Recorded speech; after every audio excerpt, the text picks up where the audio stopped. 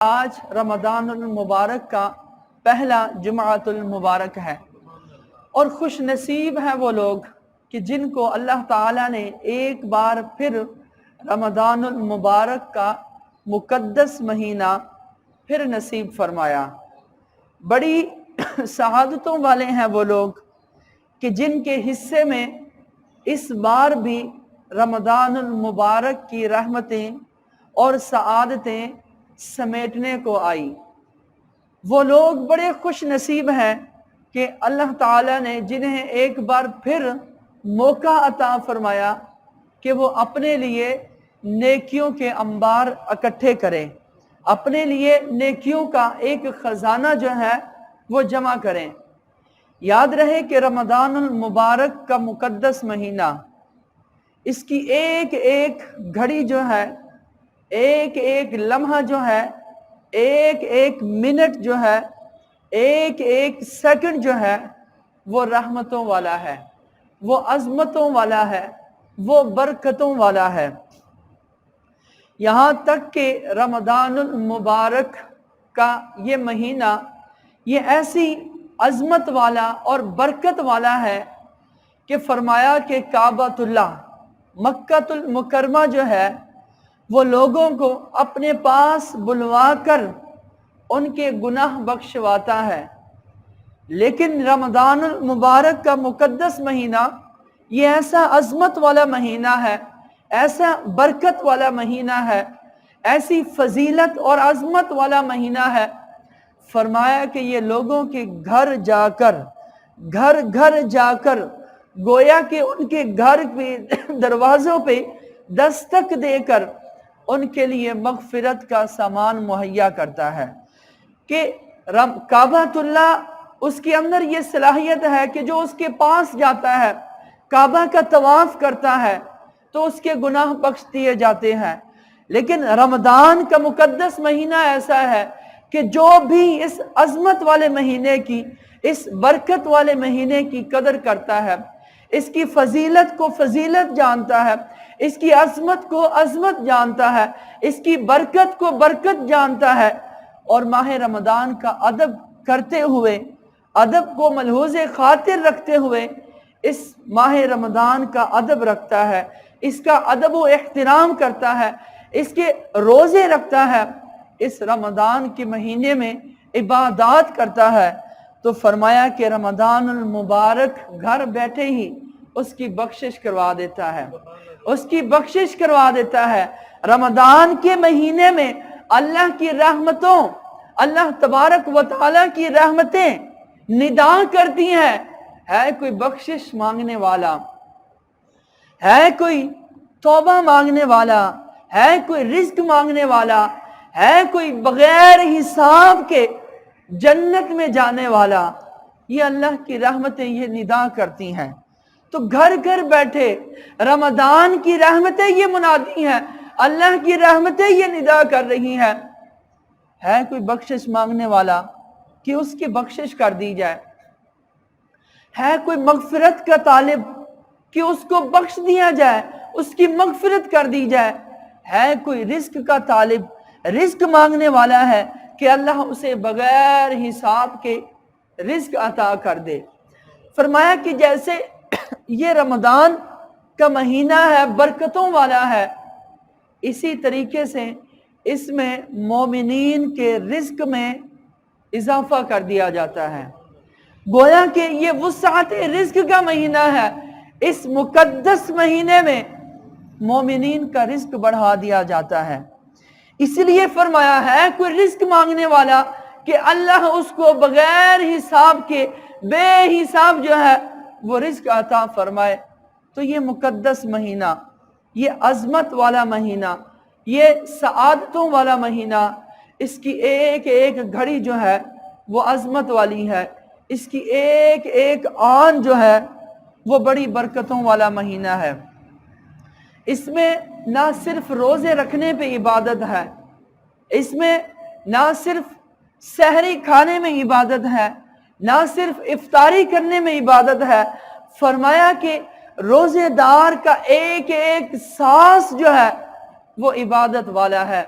یہاں تک کہ جب وہ روزہ رکھتا ہے، سحری کھاتا ہے، تو سحری کے اندر وہ الگ عبادت ہے۔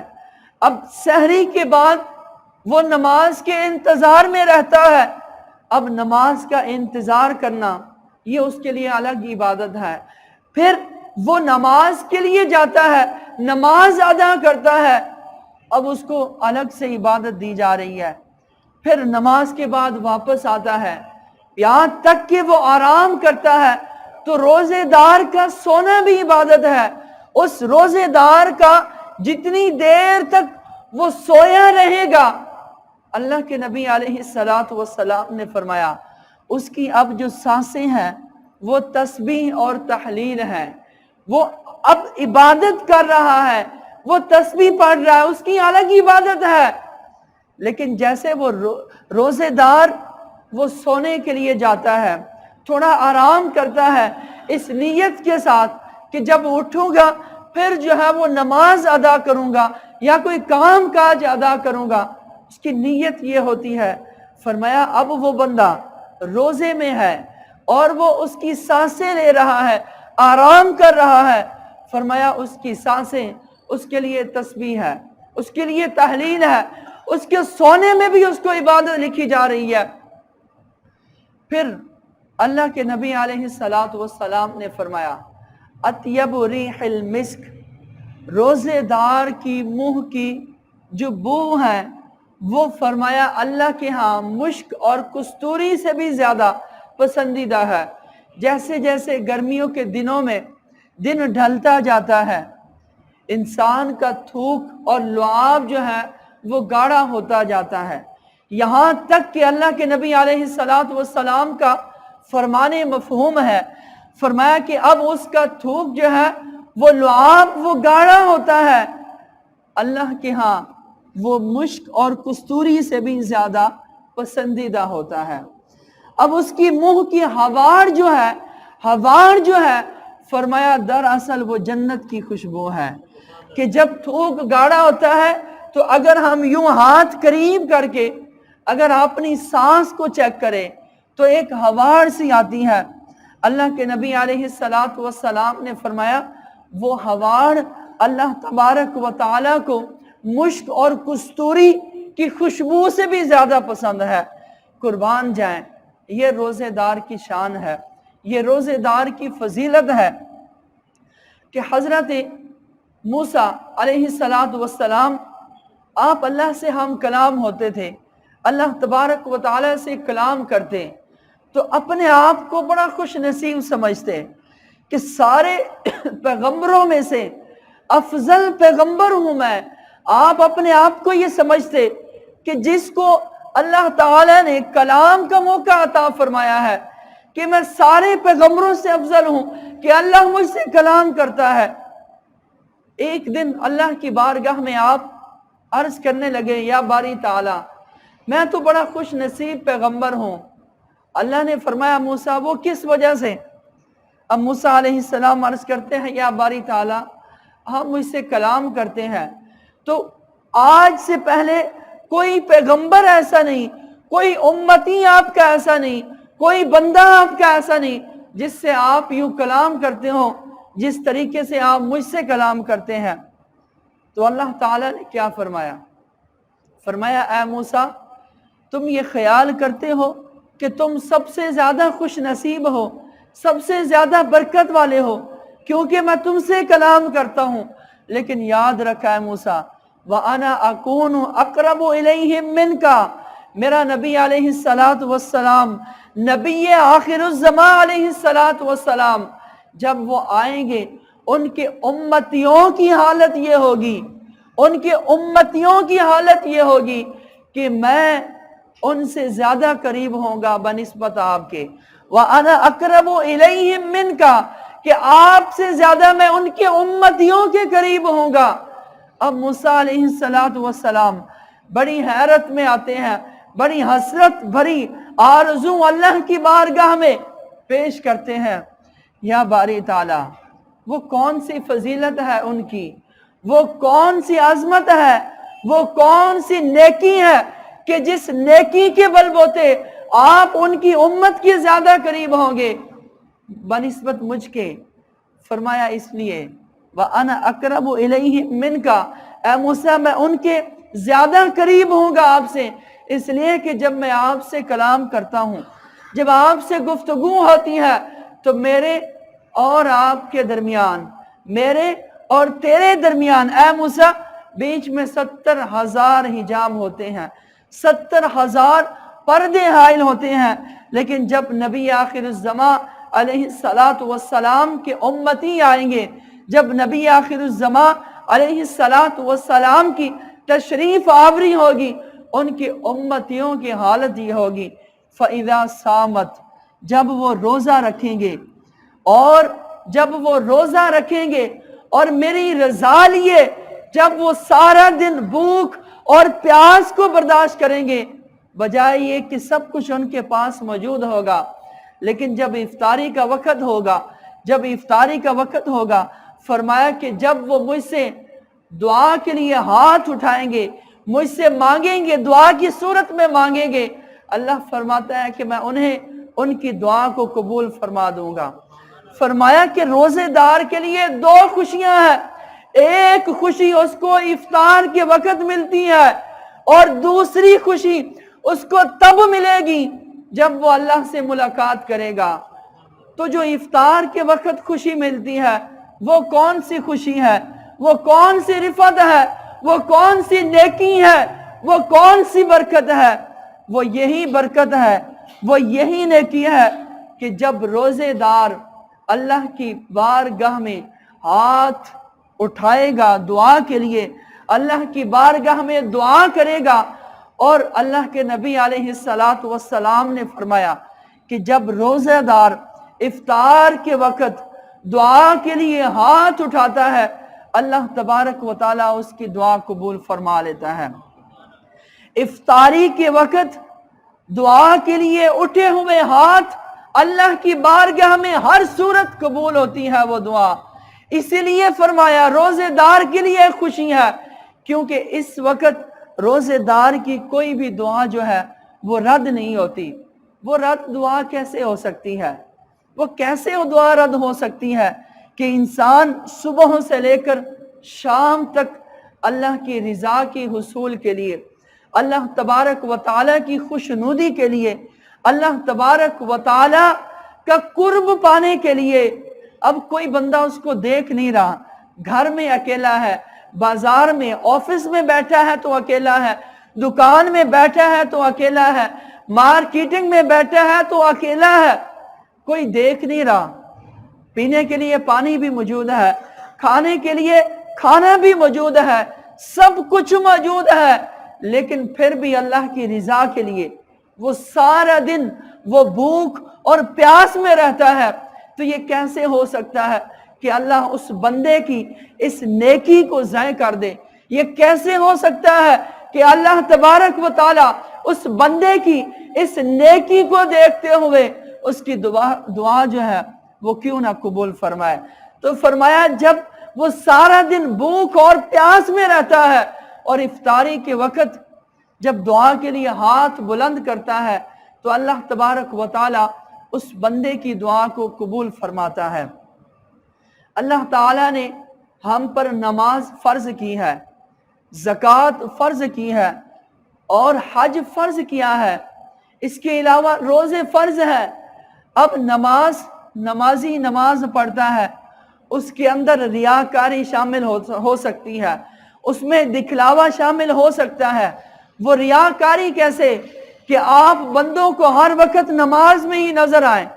फर्ज नमाज में कोई रियाकारी नहीं होती, सुन्नतों में नवाफिल के अंदर रियाकारी होती है कि आप एक एक घंटा, आधा आधा घंटा नफल पढ़ते रहें, लेकिन दिल में नीयत ये हो कि लोग मुझे नमाजी कहें। तो ऐसे के बारे में मेरे नबी अलैहिस्सलातु वस्सलाम ने क्या फरमाया कि जिस नमाज में रियाकारी पाई जाए वो नमाजी मस्जिद में बाद से निकलता है, मस्जिद से नमाज अदा करके बाद में निकलता है, लेकिन अल्लाह ताला उस बंदे की नमाज उसके मुंह पे मार देता है, क्योंकि उस नमाज में रियाकारी शामिल है, उस नमाज में दिखलावा शामिल है। इसी तरीके से ज़कात में भी हो सकता है। हज में भी दिखावा हो सकता है, रियाकारी हो सकती है। ये ऐसी इबादतें हैं कि जिनमें हकूकुल इबाद को सलब किया जा सकता है। लेकिन रोज़ा ऐसी इबादत है, रोज़ा ऐसी इबादत है कि जो रिया से पाक है, जो दिखलावे से पाक है, जो हर तरह के बातनी अमराज से पाक है। रोज़ा एक ऐसी इबादत है कि जिसके बारे में मेरे अल्लाह ने फरमाया कि अस्सौमु ली व अना अज्ज़ियु, कि रोज़ा बंदा मेरी रज़ा के लिए रखता है और इस बंदे का अजर भी मैं ही दूंगा। इस रोज़ेदार की जो जज़ा है, अल्लाह तबारक व तआला फरमाता है कि उस रोज़ेदार की जज़ा वो मेरे ज़िम्मे है। आप लाख नमाजें पढ़ें, लाख सदको खैरात करते रहें, कल बरोज़े माशर आपको सदका खैरात की जज़ा दे दी जाएगी। नमाजियों की नमाज की जो जज़ा है वो अल्लाह ताला फरमाएगा फरिश्तों को कि इसकी जो जज़ा है, इसका जो सवाब है, इसको दे दो। सदका वाले को फरमाएगा फरिश्तों को कि सदका वालों को सदके की जज़ा दे दो, और हज वालों को हज की जज़ा दे दी जाएगी, ज़कात वालों को ज़कात की जज़ा दे दी जाएगी। लेकिन रोज़ा एक ऐसी इबादत है, रोज़ा एक ऐसी फजीलत वाली इबादत है कि जिसके बारे में मेरा रब फरमाता है कि इसकी जज़ा मैं अपने बंदों को खुद अदा करूंगा।